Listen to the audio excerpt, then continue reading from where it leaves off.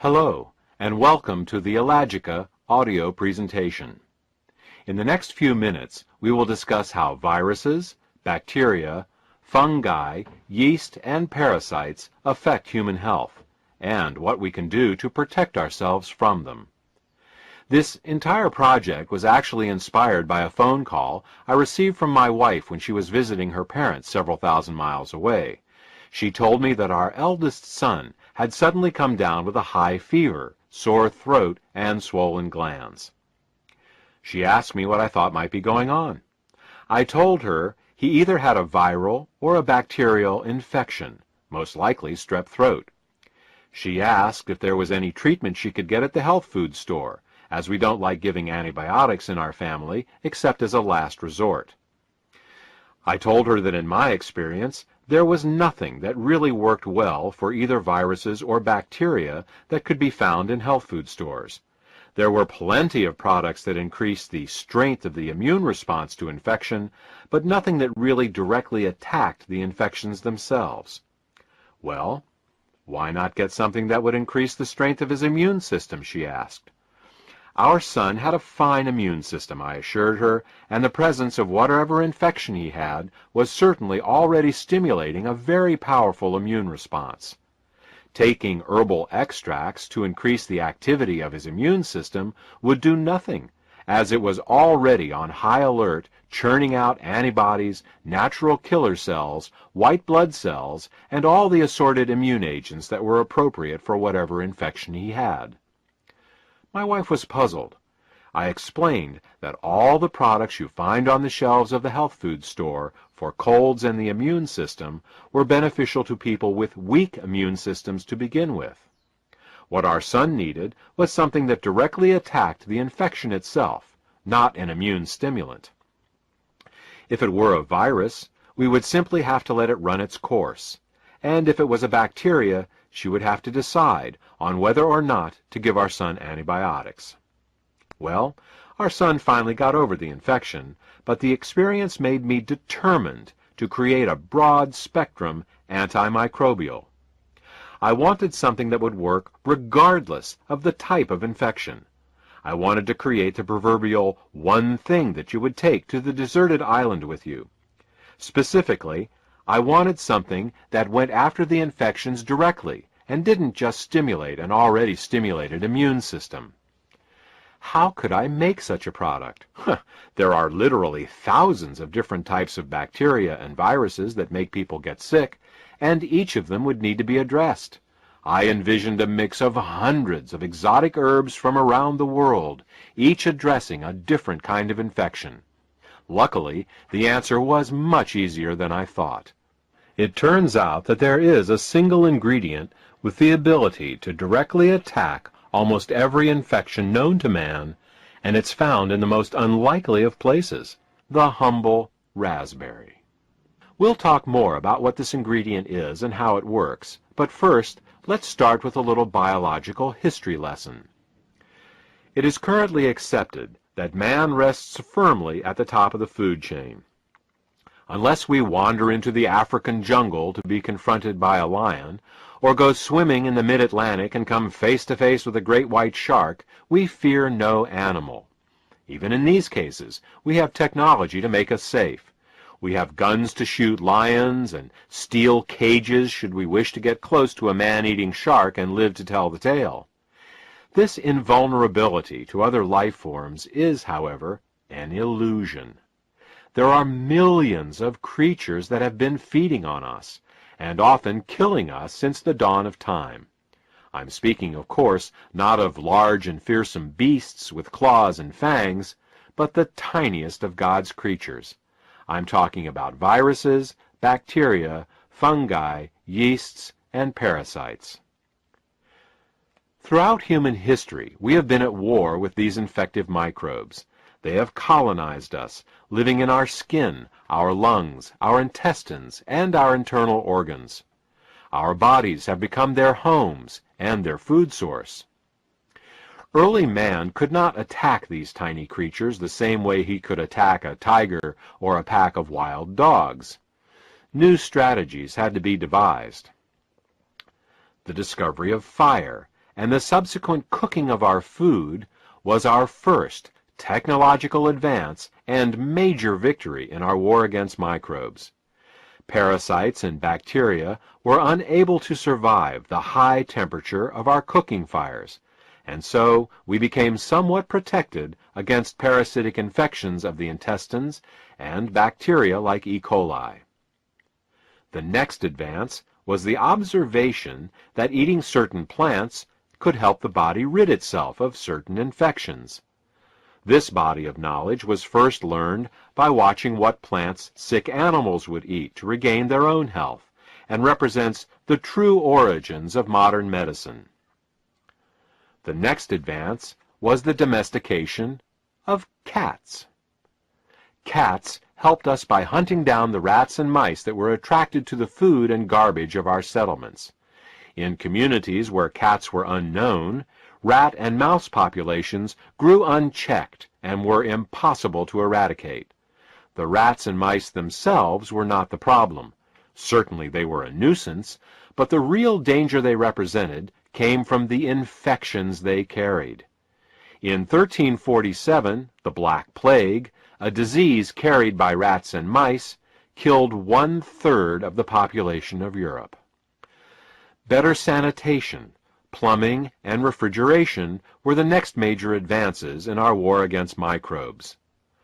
Piles of garbage in early human settlements attracted swarms of flies and other disease-carrying insects. Instead of human waste and refuse being thrown out of the window onto the streets, indoor plumbing and garbage removal services were instituted.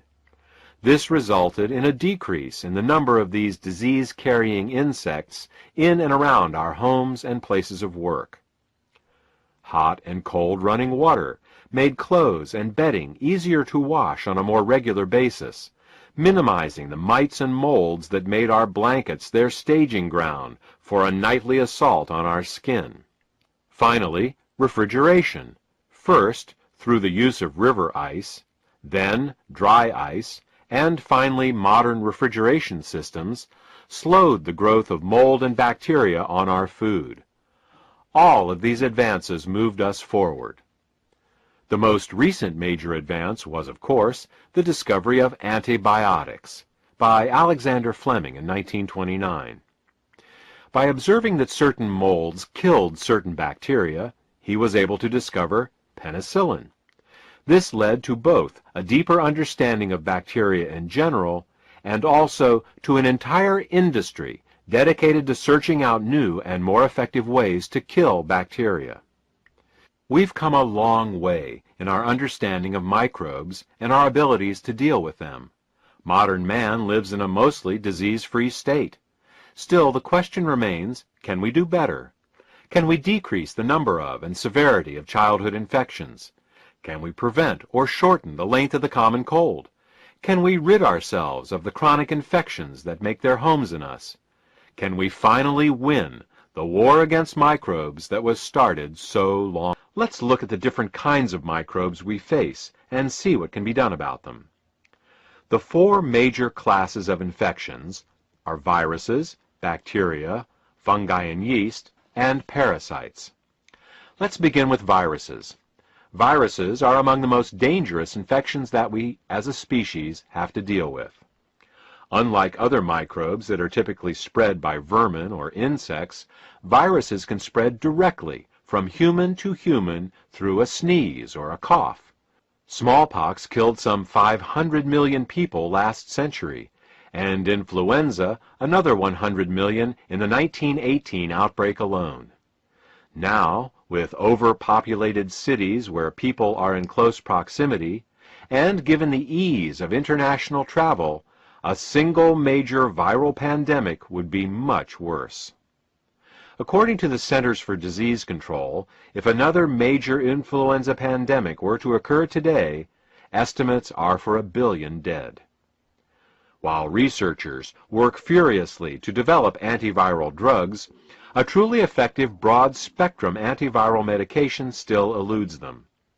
But we don't need to look to the apocalyptic to see the effects of viruses.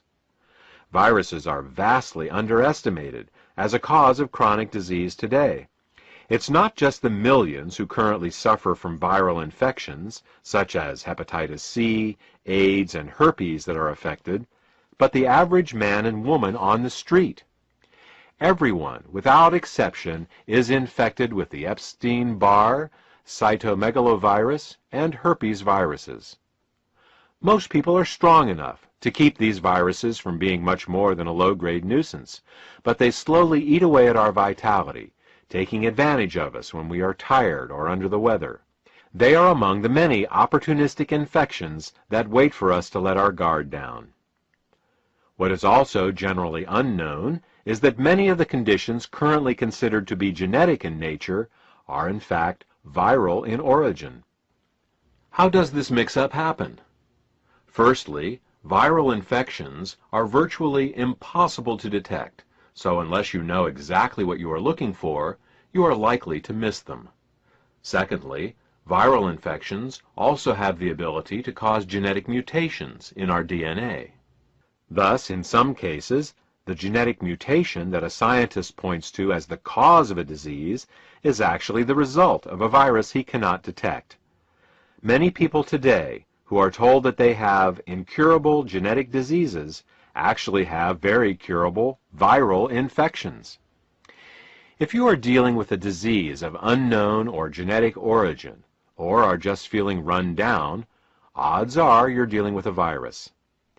Even though modern medicine has yet to come up with a truly effective broad-spectrum antiviral medication, there is a natural way to directly attack viruses. First, you need to understand a little bit about how viruses work. Unlike all other life forms, viruses are unable to reproduce on their own. Viruses reproduce by commandeering the machinery of our own cells, turning them into virus-making machines. Our own cells end up making the very viruses that can make us even sicker. While this is a very clever strategy for the virus, it does have one exploitable weakness. In order for a virus to reproduce and make us sick, it must first enter our cells. As long as it stays outside our cells, it can't hurt us. This is where we should focus. How can we keep a virus from entering our cells in the first place? It turns out that many viruses use an enzyme called integrase to get inside of our cells. If we can inhibit the integrase enzyme, then many viruses won't be able to get inside our cells to reproduce. Now, back to our friend the raspberry. Ellagic acid, a compound made from raspberries, does just what we are looking for in our fight against viruses. Ellagic acid is an integrase inhibitor. If we take ellagic acid, we will be able to inhibit many viruses, known and unknown, from entering our cells and reproducing. Now let's turn our attention to bacteria. The antibiotic revolution made once feared diseases like tuberculosis, staph, and strep manageable and often curable. Well, at least they used to be. Massive overuse of antibiotics in hospitals and in livestock management has given rise to the superbug.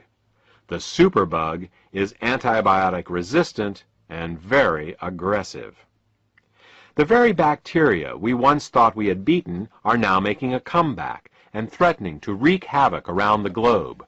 Right now, 2 billion people in the world, or roughly a third of the world's population, have tuberculosis, and antibiotic-resistant staph and strep run unchecked through our hospitals, often infecting and sometimes killing patients who come in for routine operations. This is understandable. Bacteria reproduce so quickly and mutate so easily that developing resistance to any particular antibiotic drug was only ever just a matter of time. What we need is a way to stop all bacteria, not just one type or another. Moreover, we need to find a way to stop bacteria at a level that they cannot mutate around. The deepest level of any life form is its DNA. Is there a way to affect bacterial DNA without harming ourselves? It turns out that there is. Bacteria, like most life forms, coil their DNA molecule into a very tight ball. This coiling is required to fit the sometimes 10-foot long DNA strand into a tiny bacterial cell. That's right, DNA can be up to 10 feet long, and it has to fit in a cell 30 million times smaller than its length.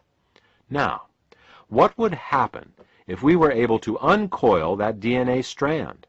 What if we could pull on it like the loose string on a knitted sweater? You guessed it, the whole coil would unravel. When the DNA is coiled up, the information is accessible, but in an uncoiled state, the DNA would be unreadable. In this state, the bacteria wouldn't have the information required to run its basic life processes. In other words, the bacteria would die. Here's an analogy to illustrate how this works. Imagine that you want to build your first house by yourself. Having never done this before, you decide to go to the library to get some books on basic carpentry and architecture. Unfortunately, when you get there, you find that a minor earthquake has knocked all the books off the shelves into a disorganized mess on the floor. You know that somewhere in that mess are the books you need, but it would take months to find them. It's the same when you unspool the DNA of a bacterial cell. The information, in this case the DNA, is still there, but it is inaccessible, and the bacteria dies, unable to get the instruction on how to accomplish this task. Ah, the humble raspberry. It saves us again.